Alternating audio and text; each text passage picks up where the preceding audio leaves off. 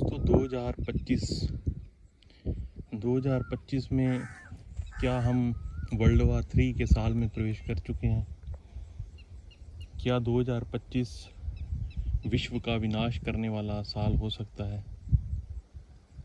क्या भारत की तैयारी वर्ल्ड वार के लिए है? क्योंकि जिस तरह की एक तस्वीर बन रही है, एक सिस्टम बन रहा है वर्ल्ड वार 3 का, तो उसको देखते हुए भारत कितना तैयार है इमरजेंसी के लिए। क्योंकि जैसे यूक्रेन, रशिया, इंडिया, पाकिस्तान और अब इज़राइल, ईरान, इज़राइल, फ़िलिस्तीन, साउथ कोरिया, नॉर्थ कोरिया, ये सारे देश हैं जो ये एक एक बार कहीं ना कहीं किसी से युद्ध पहले कर चुके हैं। और कुछ देश ऐसे हैं जो ऐसी फिराक में है कि वर्ल्ड वार शुरू हुआ तो वो एक दूसरे पे अटैक करेंगे ही करेंगे, क्योंकि यही वर्ल्ड वार है। क्योंकि पूरा देश दो धड़ों में बंट रहा है। एक धड़े में यूएसए, इज़राइल, ब्रिटेन, फ्रांस, तो दूसरे धड़े में ईरान, चाइना, रशिया। तो अभी जैसे जैसे ये युद्ध थोड़ा और भड़केगा तो और भी देश एक एक धड़े को ज्वाइन करते जाएंगे। क्योंकि अभी कुछ देश न्यूट्रल हैं जो अभी नहीं चाहते कि वो अपने सारे पत्ते खोलें। लेकिन जब ये एक बार विश्व युद्ध शुरू हुआ, एक बार लड़ाई शुरू हुई, तो जो भी देश अपने पड़ोस में या अपने नेबर में जिनके साथ उनके कॉन्फ्लिक्ट हैं, तो वो उसी टाइम उस पर अटैक करेंगे। और जो पहला अटैक सह गया या कर गया तो उसका अपर हैंड रहने वाला है। और ये 2025 में विश्व युद्ध लगभग तय माना जा रहा है, क्योंकि सारे देश इसमें इन्वॉल्व हो गए हैं लगभग, जो बड़े बड़े देश हैं, जो पावरफुल कंट्रीज़ हैं। तो दोस्तों, उसके लिए हमारा इंडिया कितना तैयार है, ये एक सोचने का विषय है। क्योंकि हम नाम मात्र तैयारी करते हैं। हमें जैसे सरकार से ऊपर से गाइडलाइन आती है, कोई मॉक ड्रिल वगैरह की, या कोई कुछ ऐसी वॉर संबंधी, जैसे अभी पीछे पाकिस्तान के साथ युद्ध हुआ तो थोड़ा सरकार ने कुछ ट्रेनिंग करवाई कुछ डिस्ट्रिक्ट में जो साथ लगते थे। लेकिन वो एक नाम मात्र ट्रेनिंग होती है, उसका कोई ज़्यादा बेनिफिट नहीं होता हम लोगों को। क्योंकि हमें पता है जो ट्रेनिंग कराने वाले होते हैं, पुलिस वाले या कुछ, उनको भी पूरी तरह से उसकी नॉलेज नहीं होती। तो अब जो 2025 को देखते हुए हमें एक अच्छी स्ट्रॉन्ग तैयारी करने की ज़रूरत है। क्योंकि लगभग जो देश अभी जिनमें एक बार वार हुआ है रिसेंटली, जैसे इज़राइल में हुआ है या यूक्रेन में, रशिया में, तो उस हिसाब से एक बार तो हमारे यहाँ भी हो गया। क्योंकि जो बॉर्डर पर थे लोग, उन्होंने तो एक बार देख लिया है एक इमरजेंसी युद्ध की। तो जो आगे हमारे डीप सिटीज़ हैं, उनके लिए क्या कोई तैयारी है अभी तक? मेरे ख्याल में तो साउथ इंडिया में या वेस्ट इंडिया में तो किसी ने अभी तक बिल्कुल भी, ईस्ट इंडिया में कभी किसी ने बिल्कुल अभी तक इसका जो वार का इम्पैक्ट है उन्होंने देखा नहीं है। तो अभी इंडिया कितना तैयार है? अभी इंडिया बिल्कुल भी ग्राउंड लेवल पे जो लोग हैं, सिविलियंस हैं, वो बिल्कुल भी तैयार नहीं। क्योंकि ये वर्ल्ड वॉर 3 है जो ये कोई देश ना चाहकर भी उसमें उसको इन्वॉल्वमेंट होनी ही होनी है।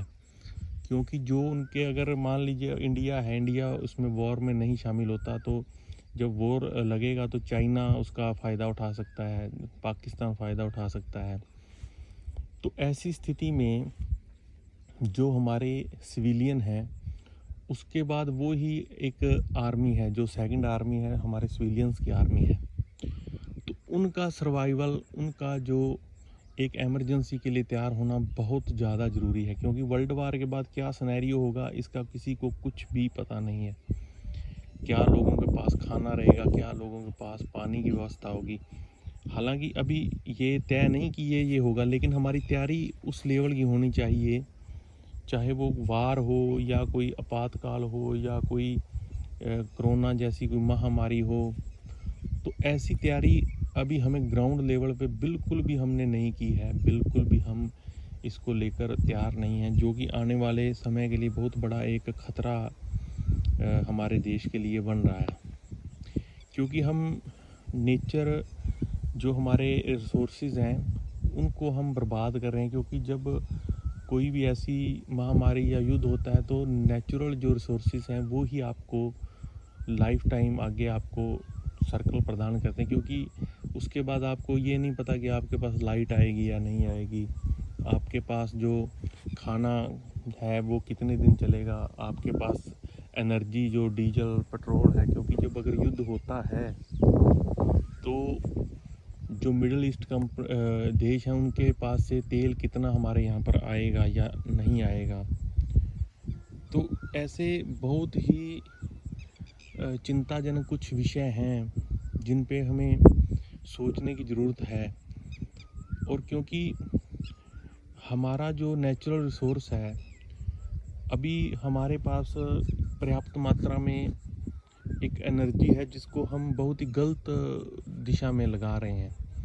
अभी हमें इस एनर्जी को उस दिशा में लगाने की ज़रूरत है। जैसे हमें हर 5 किलोमीटर में एक हैंड पंप होना चाहिए। अगर मान लीजिए लाइट कल को आए या ना आए तो हमारे पास पानी की व्यवस्था होनी चाहिए। हमारे पास कुछ हमें शेल्टर बना के रखने चाहिए, जिससे क्योंकि एक बार जो वार में जो सरवाइव कर गया 1 महीना 2 महीना 6 महीने, वो देश ही आगे बच पाएगा, टिक पाएगा। क्योंकि आगे ये लड़ाई फिर वॉर से जब थोड़ी आगे बढ़ेगी तो ये खाने की भी लड़ाई शुरू होगी, पानी की भी लड़ाई शुरू होगी। तो उस टाइम जो हमारे नेचुरल रिसोर्स हैं, नेचुरल रिसोर्स में जैसे हमारे पास कुछ ऐसे वृक्ष, फलदार वृक्ष होने चाहिए। हर जो भी स्टेट है उसकी वातावरण के हिसाब से, जैसे हिमाचल में सेब होता है या हरियाणा में किन्नू होते हैं, पंजाब में किन्नू होते हैं, और जगह जिस भी स्टेट का जो भी फल है उसको हमें उस क्षेत्र की जनसंख्या के हिसाब से लगभग डबल या 4 गुना या 10 गुना भी हम उसको लगा सकते हैं। क्योंकि वो ऐसी चीज़ है जिसको, क्योंकि वृक्ष होंगे फलदार तो बारिश होगी तो जीवन होगा तो आगे फल लगेंगे तो लोग खा के सर्वाइव करेंगे। उसके बाद जो वो एनर्जी है जो उसको फिर अपने भोजन के लिए, उगाने के लिए या जिसमें भी यूज करेंगे। तो अभी तो हम उस दिशा में अपनी एनर्जी वेस्ट कर रहे हैं। ट्रेनों में घूम के, रैलियां कर के धार्मिक स्थानों पे लोग अभी जा रहे हैं, लेकिन उसका कोई भी फ़ायदा, मतलब कि फ़ायदा जब है जब अगर मान लीजिए 50 करोड़ लोग गए हैं तो वो बिल्कुल भी अपराध मुक्त हो गए हैं। ठीक है, तो अभी दोस्तों इस पे एक ऐसी डिटेल्ड हमें जो है चर्चा की ज़रूरत है। लेकिन अगर आप हमें कमेंट करके आप बताओ कि क्या क्या आपके हिसाब से क्या क्या इमरजेंसी को टैकल करने के लिए कौन से हमारे पास उपाय होने चाहिए, तो फिर हम इसको आगे एक और इसको डिटेल्ड वीडियो में तब्दील करेंगे। नमस्कार साथियों।